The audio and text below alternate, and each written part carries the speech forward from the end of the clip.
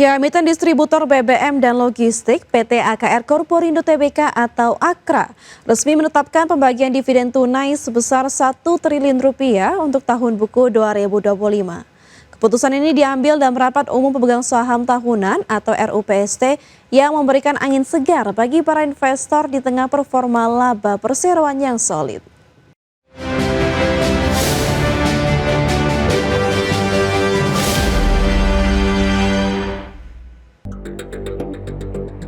PT AKR Korporindo Tbk terus menjaga komitmennya dalam memberikan nilai tambah bagi para pemegang saham.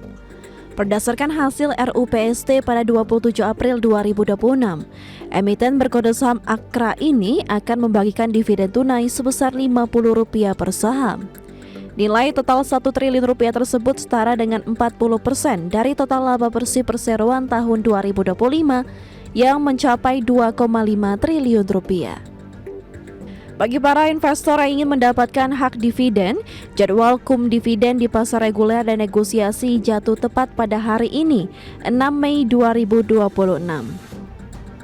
Sementara itu, proses pembayaran dividen akan langsung ditransfer ke rekening pemegang saham yang tercatat dalam daftar pemegang saham hingga tanggal 8 Mei mendatang.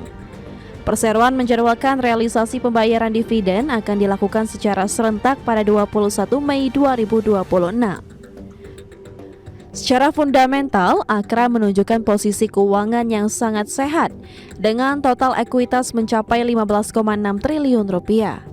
Perseroan juga mencatatkan saldo laba ditahan yang tidak dibatasi penggunaannya sebesar 10,13 triliun rupiah. Angka dividen ini bahkan berpotensi meningkat seiring dengan rencana pengalihan saham treasury melalui program MESOP serta penjualan di pasar negosiasi. Adapun performa ini kian memperkuat posisi AKRA sebagai salah satu emiten favorit investor yang rutin membagikan keuntungan di Bursa Efek Indonesia. Berbagai sumber, IDEX Channel. Emiten baja plat merah PT Krakatau Steel Tbk menyiapkan kawasan industri terintegrasi baru di Anyer. Kawasan ini akan difokuskan pada sektor petrokimia dan industri strategis lainnya, di mana langkah ini menjadi bagian dari strategi hilirisasi industri nasional. PT Krakatau Steel Tbk melalui anak usahanya PT Krakatau Sarana Infrastruktur menyiapkan kawasan industri terintegrasi di Anyer, Kabupaten Serang, Banten. Kawasan ini dirancang untuk menjadi pusat industri baru di wilayah barat Indonesia. Langkah ini menjadi bagian dari transformasi bisnis perusahaan dalam memperkuat ekosistem industri nasional. Kawasan ini akan difokuskan pada industri petrokimia serta sektor pendukung seperti energi material dan logistik. Pengembangan ini diharapkan mampu menciptakan nilai tambah melalui proses hilirisasi industri. Selain itu, kawasan ini juga dirancang untuk menarik investasi dari berbagai sektor strategis. Proyek ini juga diproyeksikan berstatus kawasan ekonomi khusus atau KEK. Status ini memberikan berbagai insentif bagi investor baik fiskal maupun non-fiskal. Kawasan industri ini dirancang sebagai ekosistem terintegrasi mulai dari penyediaan bahan baku hingga distribusi produk, didukung oleh akses pelabuhan, jaringan kereta api dan jalan tol. Integrasi ini diharapkan mampu meningkatkan efisiensi dan daya saing industri nasional. Pada tahap awal, kawasan ini memiliki luas sekitar 400 hektar dan akan dikembangkan secara bertahap hingga lebih dari 2.000 hektar. Skala besar ini menunjukkan ambisi perusahaan dalam membangun kawasan industri terpadu. Pengembangan kawasan ini menargetkan masuknya investor global dari berbagai negara. Proyek ini juga diproyeksikan mampu menyerap hingga ratusan ribu tenaga kerja. Dengan demikian, dampak ekonomi yang dihasilkan diharapkan signifikan bagi daerah dan nasional. Langkah ini menjadi bagian dari upaya mendukung program hilirisasi industri yang didorong pemerintah. Dengan pengembangan industri petrokimia dan baja terintegrasi, perusahaan berupaya meningkatkan nilai tambah produk domestik. Berbagai sumber, IDEX Channel. Emiten logistik batubara PT RMK Energi Tbk resmi menyelesaikan aksi pembelian kembali saham. Langkah ini dilakukan di tengah kondisi pasar saham yang masih berfluktuasi. RMK Energi menuntaskan program buyback saham pada 1 Mei 2026 setelah dimulai sejak 2 Februari 2026. Pembelian kembali saham dilakukan melalui perdagangan di Bursa Efek Indonesia. Langkah ini menjadi strategi perusahaan dalam menjaga stabilitas saham di tengah volatilitas pasar. Dalam aksi ini, RMKE menggunakan dana sekitar 44,58 miliar rupiah atau setara 22,29% dari total anggaran yang disediakan. Sebelumnya perusahaan menargetkan buyback hingga 200 miliar rupiah. Sepanjang periode buyback, perusahaan telah membeli kembali sekitar 11,47 juta saham atau setara 0,26% dari total saham beredar. Langkah ini dilakukan secara bertahap sesuai kondisi pasar. Manajemen menegaskan bahwa aksi buyback ini tidak memberikan dampak negatif terhadap kegiatan operasional, kondisi keuangan maupun kelangsungan usaha perusahaan. Hal ini karena buyback didanai dari kas internal yang masih memadai. Buyback saham menjadi salah satu strategi emiten untuk menjaga kepercayaan investor serta menahan tekanan harga saham di pasar. Langkah ini umum dilakukan perusahaan saat kondisi pasar berfluktuasi atau melemah. Berbagai sumber IDX Channel. Kementerian Keuangan melaporkan hingga akhir Maret 2026, APBN mencatatkan defisit sebesar 240,1 triliun rupiah atau 0,93% terhadap PDB. Meski defisit, kementerian mengakui kinerja APBN cukup ekspansif dibandingkan tahun lalu dengan penerimaan perpajakan naik 14,3% secara tahunan. Kementerian Keuangan melaporkan hingga akhir Maret 2026 APBN mencatatkan defisit sebesar 240,1 triliun rupiah atau 0,93% terhadap PDB.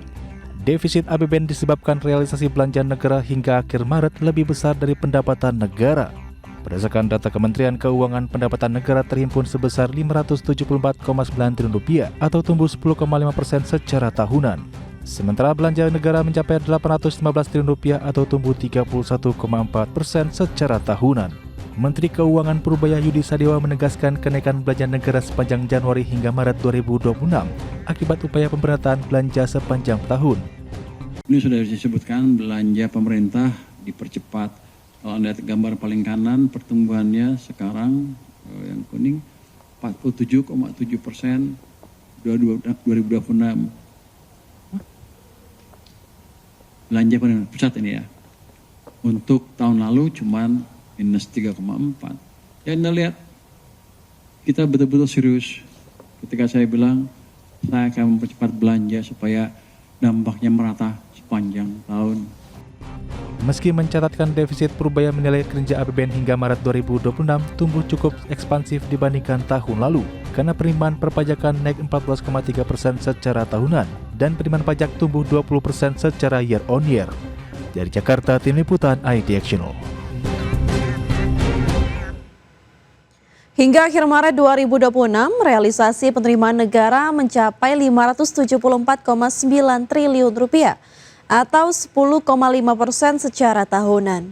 Capaian ini ditopang penerimaan pajak sebesar 394,8 triliun rupiah atau tumbuh 20,7% secara tahunan.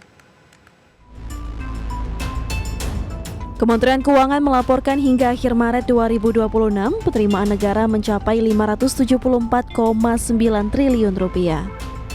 Realisasi tersebut setara dengan 18,2% dari target APBN dengan pertumbuhan sebesar 10,5% secara tahunan. Realisasi penerimaan negara hingga Maret 2026 ditopang oleh penerimaan perpajakan yang mencapai 462,7 triliun rupiah. Dengan realisasi penerimaan pajak sebesar 394,8 triliun rupiah atau tumbuh 20,7% secara tahunan dan penerimaan kepabeanan dan cukai sebesar 67,9 triliun rupiah atau terkontraksi 12,6% secara tahunan. Sementara realisasi penerimaan negara bukan pajak mencapai 112,1 triliun rupiah. Kemenkyu mencatat kinerja PNBP tetap berkontribusi dengan baik terhadap struktur pendapatan negara meski mengalami normalisasi dibandingkan tahun lalu. Jakarta, Tim Liputan IDX Channel. Menteri Koordinator Bidang Perekonomian Erlangga Hartarto dalam rapat terbatas bidang perekonomian di Istana Kepresidenan menegaskan bahwa stabilitas ekonomi dan nilai tukar rupiah membutuhkan penguatan sinergi antara Bank Indonesia dan Kementerian Keuangan. Menko Erlangga mengklaim bahwa pertumbuhan ekonomi RI kuartal 1 2026 yang mencapai 5,61%, salah satu yang tertinggi di negara-negara G20. Erlangga mengungkapkan upaya penguatan sinergi kebijakan ekonomi mampu mendongkrak laju konsumsi masyarakat dan belanja negara. Di sisi lain, stabilitas keuangan juga didorong oleh sinergi kebijakan antara Bank Indonesia dan Kementerian Keuangan sebagai penguatan stabilitas fundamental ekonomi. Erlangga menambahkan, Presiden Prabowo juga berharap jajaran Kementerian Bidang Perekonomian terus melakukan mitigasi arus modal keluar atau capital outflow. Dari hasil tadi pengumuman BPS di kuartal pertama baik, kita pertumbuhannya di 5,61 dan pertumbuhan ini adalah di antara negara G20 tertinggi.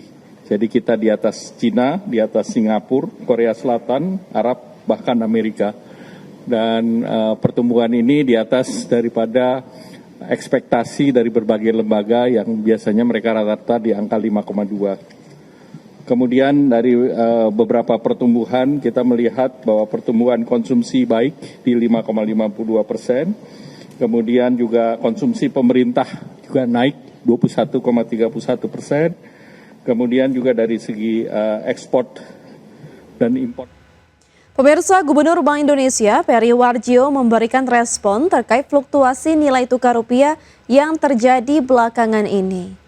Peri menegaskan bahwa posisi rupiah saat ini berstatus undervalue atau berada di bawah nilai fundamentalnya jika melihat kondisi ekonomi nasional yang sebenarnya. Menurutnya, meskipun saat ini rupiah mengalami tekanan, pihaknya meyakini nilai tukar mata uang Garuda akan kembali stabil dan bergerak menguat ke depannya. Peri menjelaskan bahwa kekuatan ekonomi Indonesia saat ini sangat solid untuk menopang nilai tukar. Hal ini dibuktikan dengan angka pertumbuhan ekonomi yang mampu mencapai 5,61% dengan tingkat inflasi yang tetap terkendali pada level rendah. Bahwa yang pertama nilai tukar sekarang itu undervalue dan ke depan kita yakini akan stabil dan menguat. Kenapa undervalue? Tadi disampaikan oleh Pak Menko fundamental kita itu kuat. Pertumbuhan sangat tinggi 5,61%, inflasi rendah, kredit juga tumbuh tinggi, cadangan devisa juga kuat. Nah, ini adalah fundamental yang menunjukkan mestinya rupiah itu akan stabil dan cenderung menguat. Nah, kenapa dalam jangka pendek ini ada tekanan-tekanan nilai tukar? Sebabnya ada dua, yaitu ada faktor global dan kemudian pada faktor-faktor musiman. Sementara itu pemirsa, Otoritas Jasa Keuangan menegaskan bahwa arus dana keluar di pasar modal Indonesia saat ini lebih dipengaruhi oleh dinamika global bukan semata faktor domestik. Di mana di tengah tekanan tersebut, OJK menegaskan telah melakukan berbagai pembenahan untuk meningkatkan transparansi dan kepercayaan investor global terhadap pasar modal Indonesia. Ketua Dewan Komisioner Otoritas Jasa Keuangan Frederika Widyasari Dewi menegaskan bahwa arus dana keluar di pasar modal Indonesia saat ini lebih dipengaruhi oleh dinamika global bukan semata faktor domestik. Frederika menjelaskan bahwa tekanan terhadap pasar modal tidak terlepas dari kondisi geopolitik dan geoekonomi global, termasuk kebijakan suku bunga tinggi yang dipertahankan oleh Bank Sentral Amerika Serikat. Di tengah tekanan tersebut, OJK menegaskan telah melakukan berbagai pembenahan untuk meningkatkan transparansi dan kepercayaan investor global terhadap pasar modal Indonesia. Langkah tersebut mencakup pembukaan data pemegang saham hingga level 1%, peningkatan detail klasifikasi data investor, serta pengungkapkan ultimate beneficial owner. Dapat kami sampaikan kalau teman-teman lihat terjadi outflow ya, karena memang saat ini kondisi dari faktor geopolitik dan geoekonomi secara global, di mana tentu kalau dari the Fed higher for longer, makanya pada outflow. Namun selama kita yakini fundamental kita baik ya, kita harapkan ini akan bisa berbalik. Selain itu, regulator juga memperkuat aspek likuiditas dengan mendorong peningkatan porsi saham beredar bebas di atas 15%. Reformasi ini dilakukan sebagai respon terhadap evolusi global, termasuk dari lembaga indeks seperti MSCI. Tim Liputan IT Actiono.